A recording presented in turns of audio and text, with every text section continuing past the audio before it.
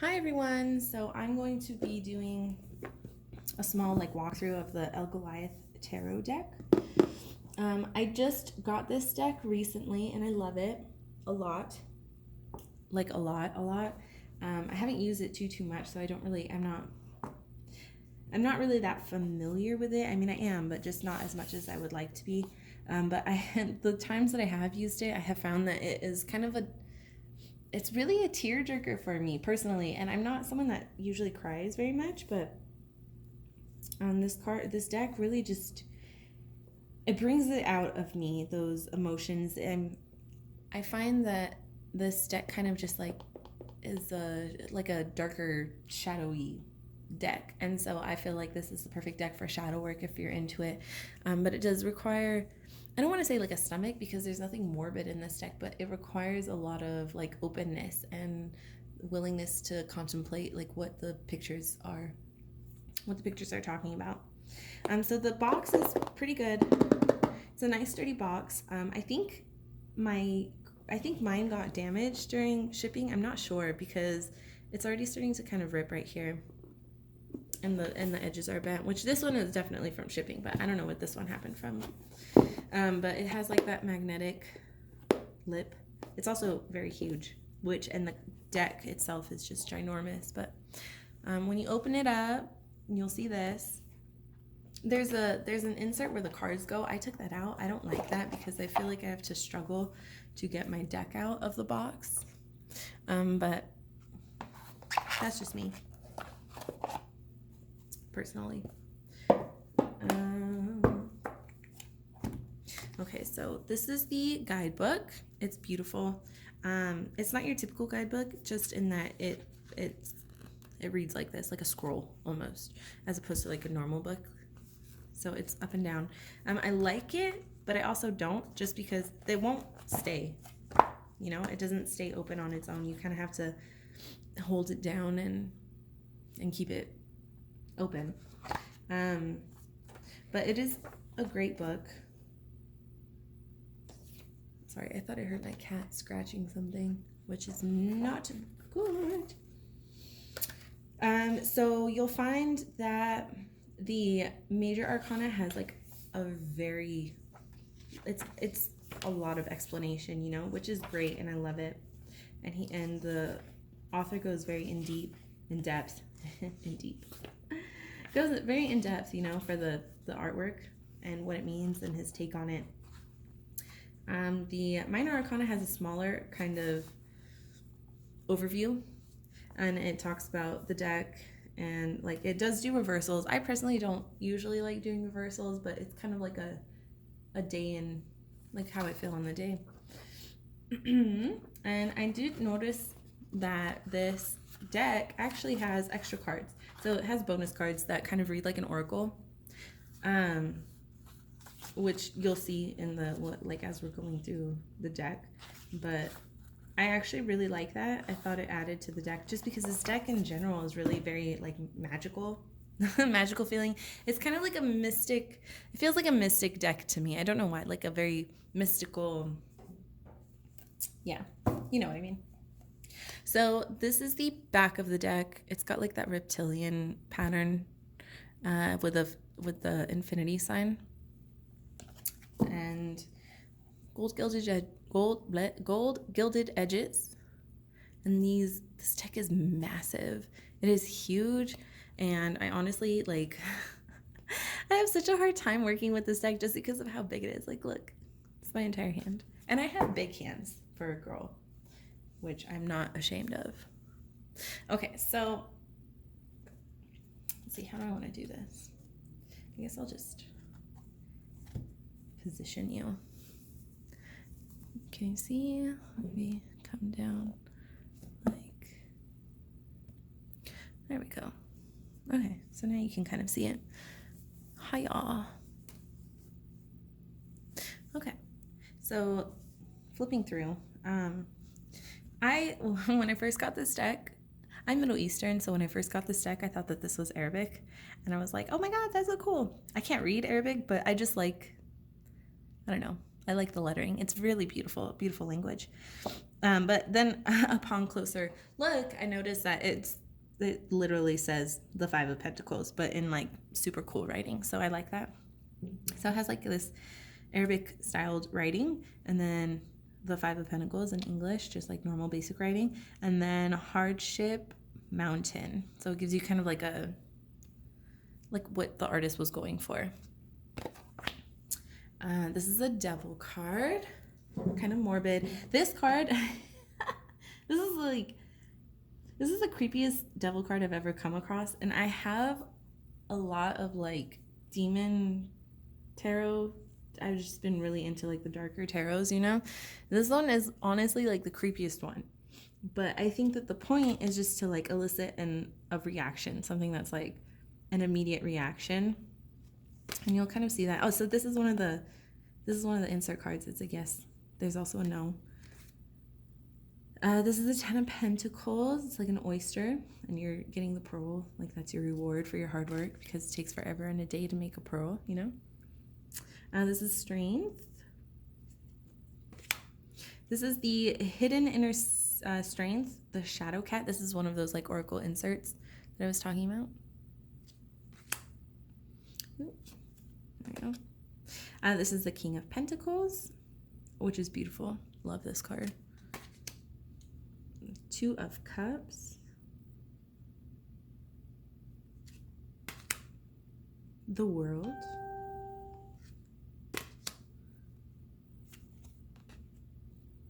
Seven of Pentacles. I don't know why I have so many cards in reverse. The Alchemical Heart, the Lovers.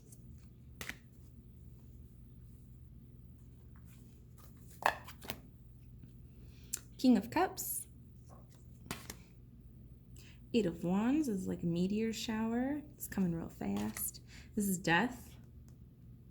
The Death card, like I know that the moth symbolizes death, but it is just, I don't know. It doesn't feel like a death card. Actually, the Empress card in this deck, I'm going to hold this aside so I can show you. The Empress card in this deck, for some reason, to me, just feels more like the death card than this one does. But, I mean, I'll let you decide. Two of Swords, with the candles coming out of his eyes. Oh. This is another one of those oracle card inserts. This is the Karmic Release card, which is also the card that's on the box.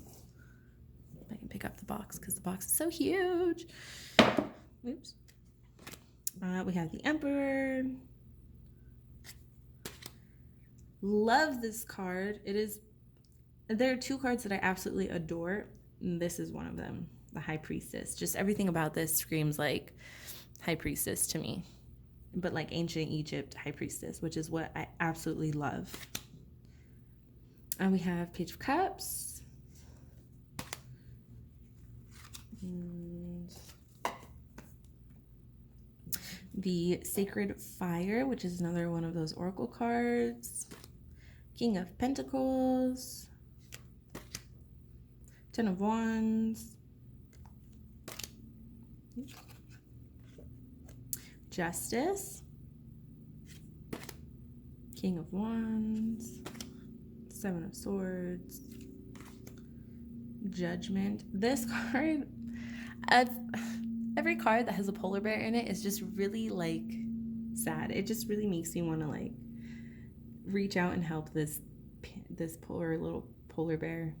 And just every single card that has a polar bear is the same thing. It's just, it makes me feel sad. And I think, oh, this is the second card. This is my second favorite card. I love this card. This is the Starseed. And this is one of those oracle inserts. But this deck is definitely, it's definitely geared towards making you feel like some type of really strong reaction. Like you just feel really bad for these birds, and there's like a fire in there. Fire is burning down their house, and like the little birds, the baby birds here are gonna get like burned up by the fire, and it really just, the cards draw you into the artwork, and it just makes you really like think and contemplate like, what the heck is going on in my life? So for that reason, I feel like this deck is really great for shadow work. I mean, obviously, you don't have to use it as a shadow work deck, but for me personally, I find that because it just elicits such strong reactions from me, that it is the perfect deck for shadow work. It's the Hermit, and obviously, not all of these cards are like that. They're not all negative, or not negative, but they're not also like emotionally stimulating. But a lot of them, like this, it's just so cute. You can tell that they're happy. The hippos, they're like a couple. They're together. They're hanging out. They have birds, flowers in their hair. Like maybe they just are on their honeymoon, and it's just so cute. You know what I mean? The Five of Cups. This is the King of Swords.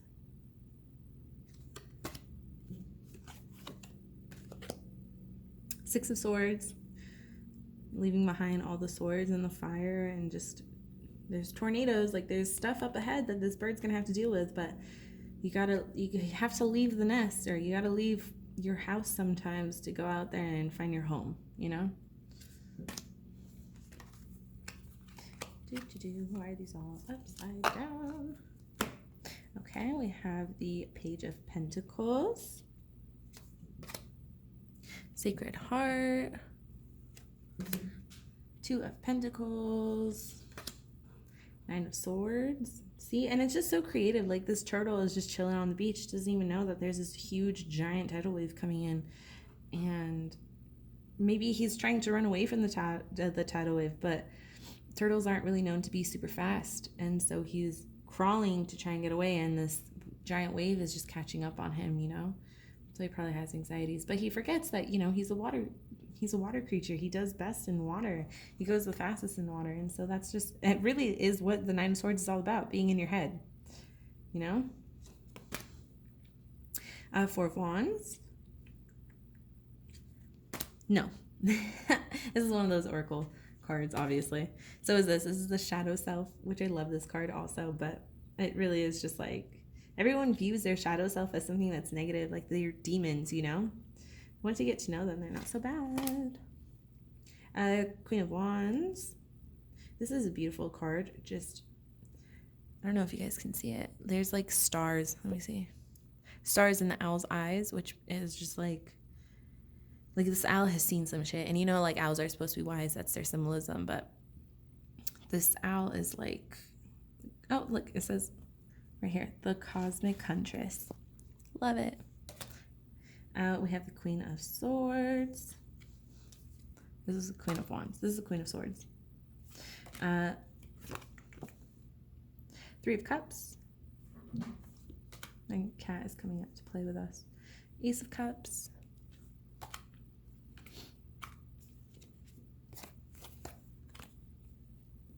Seven of Cups.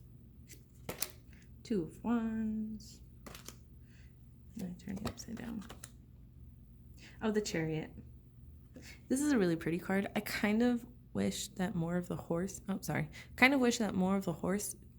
showed, because I can already tell that this horse is going to be beautiful, gorgeous, amazing.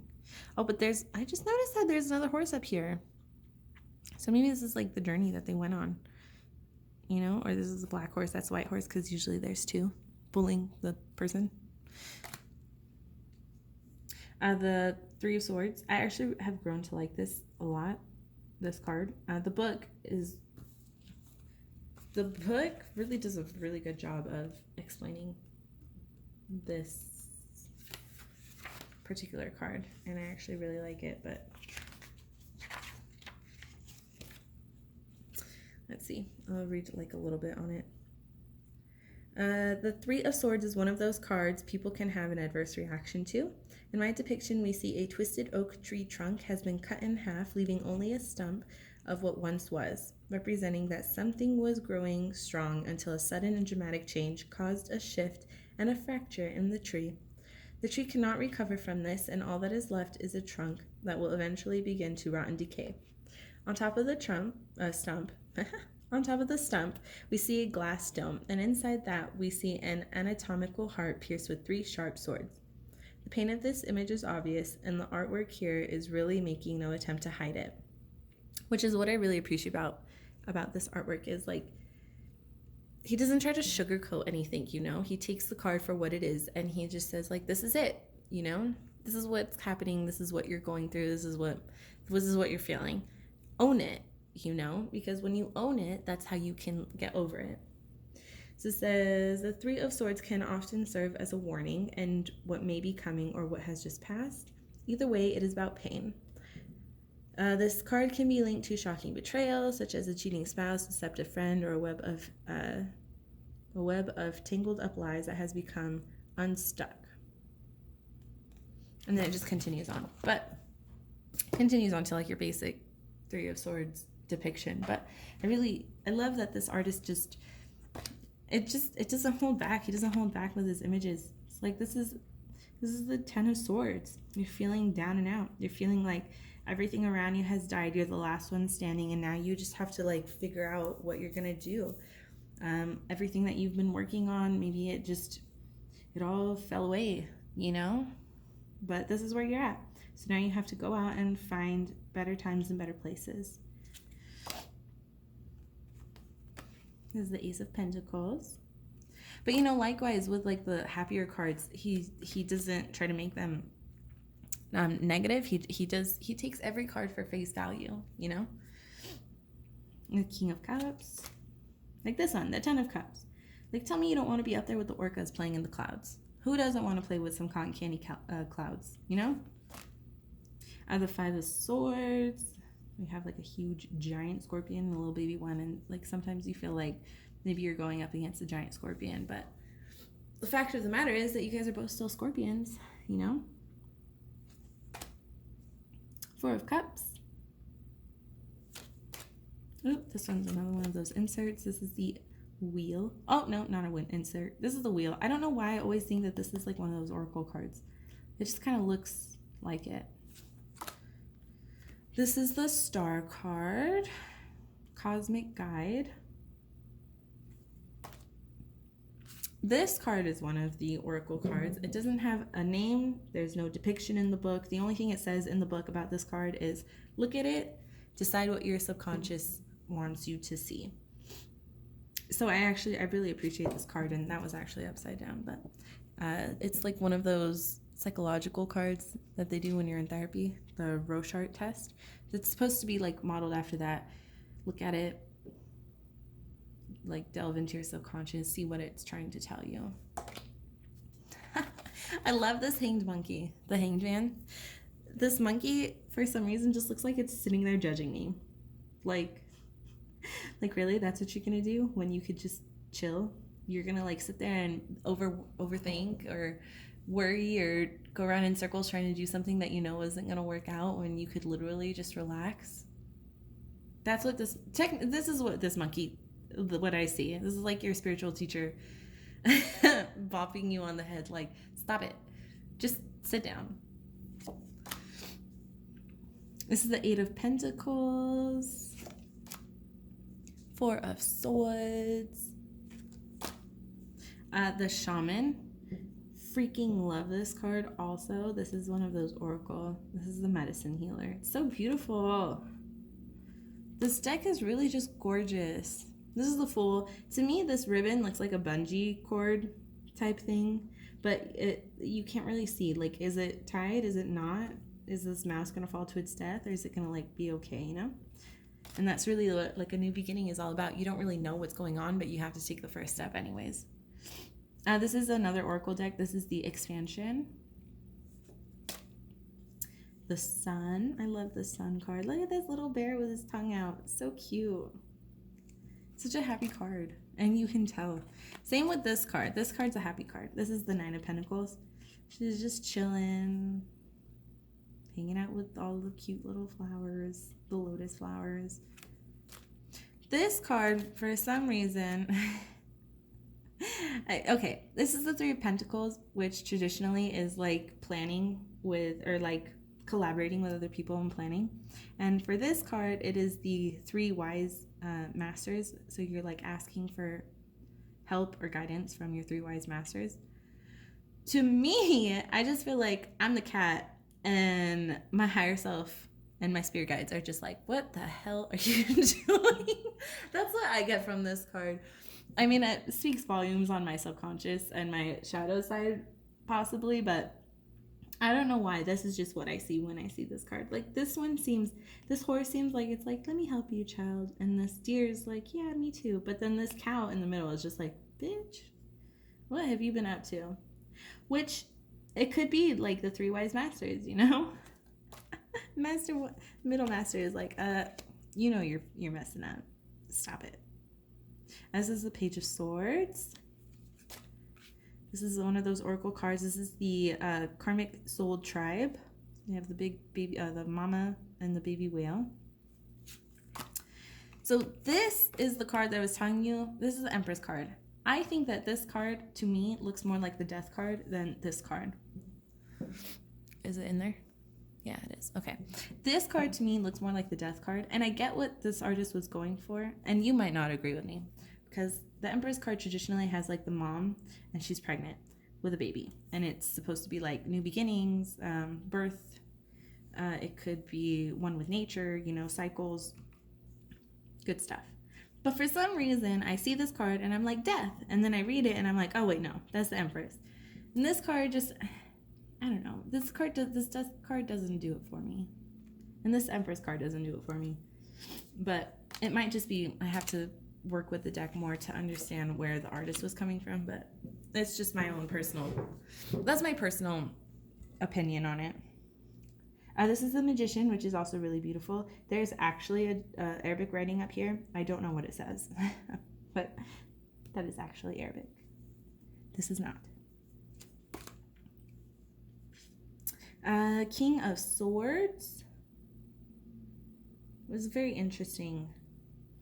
Father of the Night. It's a very interesting card because you have the owl, which depicts the swords, and then it has the mouse. I haven't had this come up in a reading, so I have no idea what the book says on this. Let's see. King of Swords is a no-nonsense truth seeker who says exactly what he is thinking and sees into the heart of any matter before him with laser vision. A great horned owl looks straight ahead under the light of the bright moon. In his mouth hangs his dead prey, a white field mouse. King of Swords has swooped down with speed and accuracy. His attention to detail is incredible, and he does not miss much. King of Swords' energy sits in logic, and he likes to get his facts straight. He will defend those who he feels have been mistreated, and he has a very strong sense of morality and justice. So basically, it's just like, because of how dedicated and accurate the King of Swords is, he was able to catch his prey and take care of his family. This card, I'm telling you, anytime there's a polar bear in this deck, it's just like that polar bear is suffering and it makes me so sad. Look at his eyes. Ah! And that's the point, you know, it's the Eight of Swords. And he's in water, he's in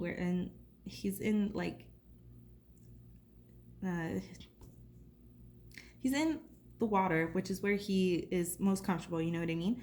But he's also in a position where it's like, is he drowning? Has he stayed down for too long? Did he venture out? Or can he literally just like find another hole to walk out of? And he's just here. It makes me so sad. Oh, this is Caution. This is an oracle card. King of Wands. I think that the queens are a lot prettier in this card than the kings are. For example, the Queen of Pentacles and the Queen of Cups.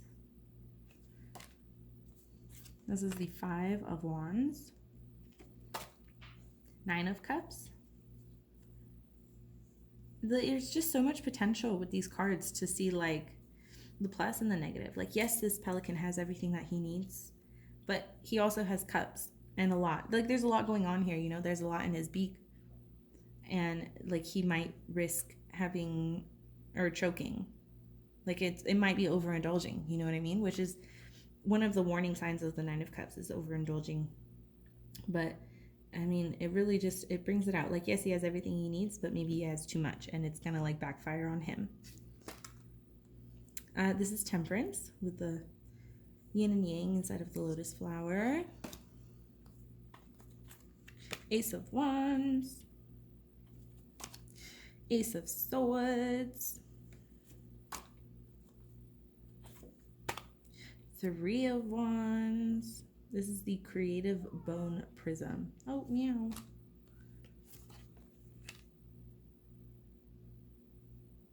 Dreamcatcher. This is an oracle card. I don't know why it took me so long to read that. The Ojibwe Catcher. Probably butchered that. Not sure. Page of Wands. Cat. My cat is getting feisty. Oh, El Nature. This is another one of those oracle cards. Love this card. Eight of Cups. Leaving behind everything that no longer suits you and ascending up to like a higher frequency, or just leaving behind a path that no longer suits you and going after your higher journey. Four of Pentacles. Seven of Wands.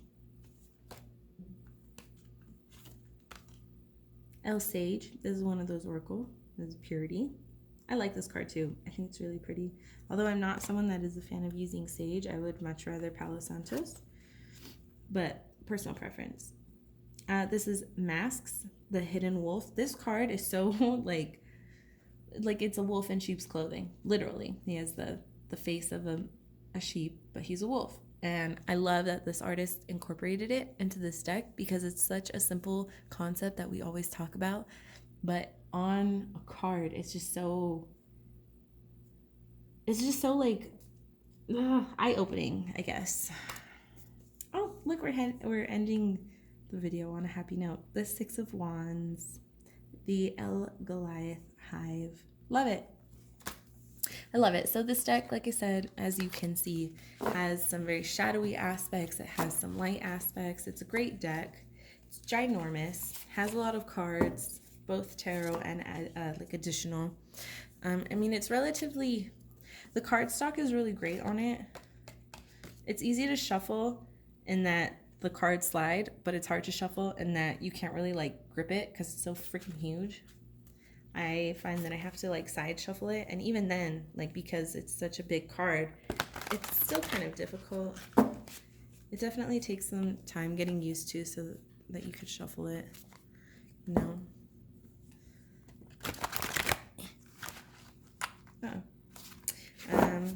If you like to do the little like side shuffle like this, you'll probably have a little hard time. Your best bet is to go for a upright. I wonder if I can, is this showing up on camera? Yeah. Anyways, oh, look, we got a card. Leave behind what no longer serves you, guys. That is your reading for the day. But yeah, it's a great deck. I love it. Box is great. Book is great. Pictures, great. Card stock, great.